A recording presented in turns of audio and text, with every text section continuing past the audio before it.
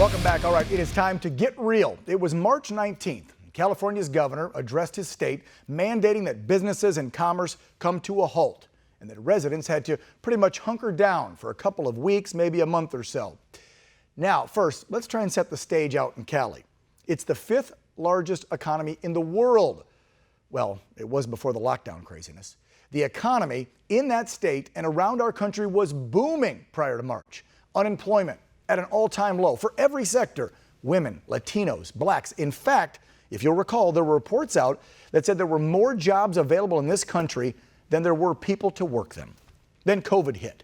We didn't know much, thanks to China concealing the facts from us.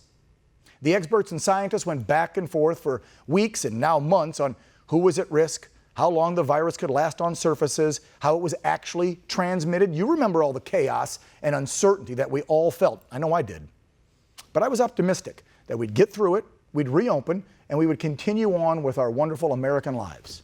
But then weeks turned into months. And then a phrase came out, the new normal. It then became the narrative.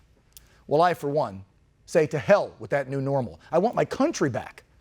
But I'm getting off track, so let's get back to California and the draconian mandates that Governor Gavin Newsom has implemented that have literally decimated thousands upon thousands of small businesses, livelihoods just crushed, families pushed to the point of poverty.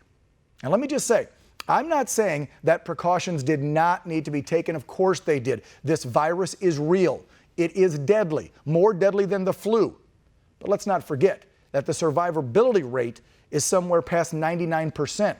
What I'm upset about, as you should be too, is the fact that politicians like Newsom and other liberals have been playing politics with our lives. What do I mean by that?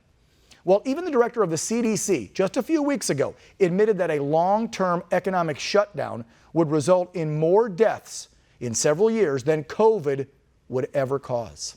That's right, more domestic and child abuse, more obesity, more depression, more suicides and murders. And I totally understand that it's a very fine balance that these politicians have to do between public health and our safety and restarting the economy. But Mr. Newsom, when you control the 5th largest economy in the world, you don't play politics. We all now know a lot more about this virus than we did back in March. We see who are the most vulnerable, and we know how to prevent it. So why not implement rules for the very small number of those that can be infected and possibly die for it, and get your state, the Golden State, back to work? Why? Because their lives depend on it, Gavin. So why don't you get real? Stop taking marching orders from your Auntie Nancy and get the Golden State back to work. Because from what I hear, you're losing 15,000 people a week, and thousands of businesses are fleeing to other states that have already opened back up and, of course, have a much better tax structure. This is America, home of the free, because of the brave. And right now, you, sir, should be brave. Be brave for your state. Be brave for our country. Open things back up fully. Make the Golden State golden again. And Gavin, get real.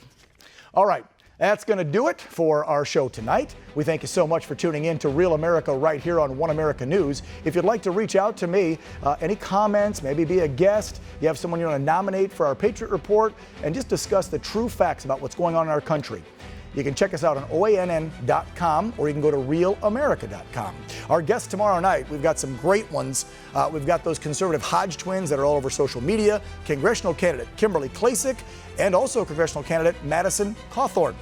I hope to join us then. But until then, be proud, be safe, and God bless.